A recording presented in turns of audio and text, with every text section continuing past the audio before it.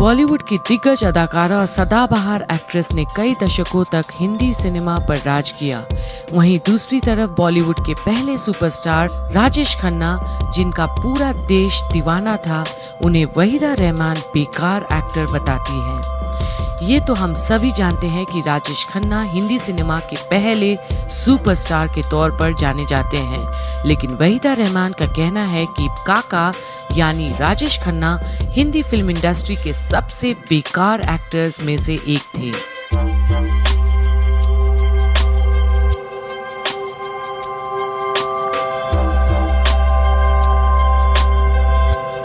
ये कुछ समय पहले ही वहीदा रहमान एक रियलिटी शो पर गेस्ट बनकर पहुंची थी, जहां उन्होंने पुरानी बातों को याद करते हुए बताया कि इंडस्ट्री में कौन एक्टर अच्छा था और कौन बुरा।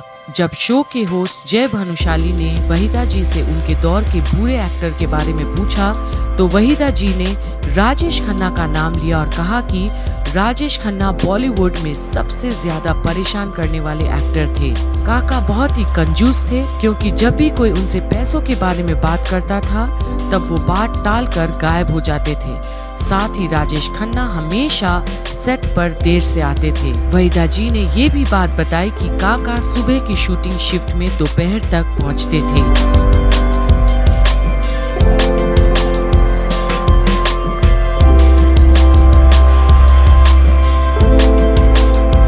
बाद में जब वहीदा रहमान से सबसे अच्छे एक्टर का नाम पूछा गया, तो उन्होंने शशि कपूर का नाम लिया और कहा, शशि एक बहुत ही अच्छे, दयालु, सुंदर, उदार और सज्जन इंसान थे। इसके अलावा उन्होंने बताया कि शम्मी कपूर सेट पर सबसे ज्यादा कूल और मस्तीखोर इंसान थे।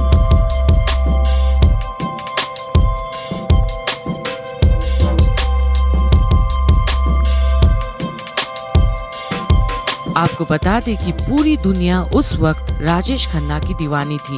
लड़कियां उनकी सिर्फ एक झलक के लिए कुछ भी कर गुजरती थी। जितनी कामयाबी उस दौर में राजेश खन्ना को हासिल हुई थी, उतना स्टारडम शायद ही किसी को मिला होगा। लोग सिर्फ उनकी फिल्मों के ही दीवाने नहीं थे, बल्कि उनके स्टाइल को भी खूब कॉपी करते थे। काका का कॉलर वाली शर्ट पहनने का स्टाइल और गर्दन टेढ़ी करने का स्टाइल उन्हें हर स्टार से अलग बनाता है।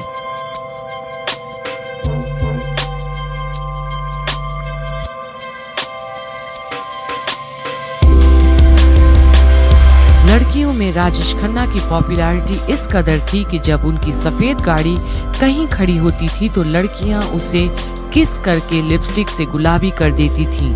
आलम ये था कि राजेश खन्ना की गाड़ी की धूल से लड़कियां अपनी मांग भर लिया करती थी। फिल्मों के सेट पर भी काका अपनी मनमानी चलाते थे। वो सेट पर तभी जाते थे जब उनका मन करता था। इसके बाद भी निर्माता निर्देशक के बीच उन्हें साइन करने की होड़ लगी रहती थी।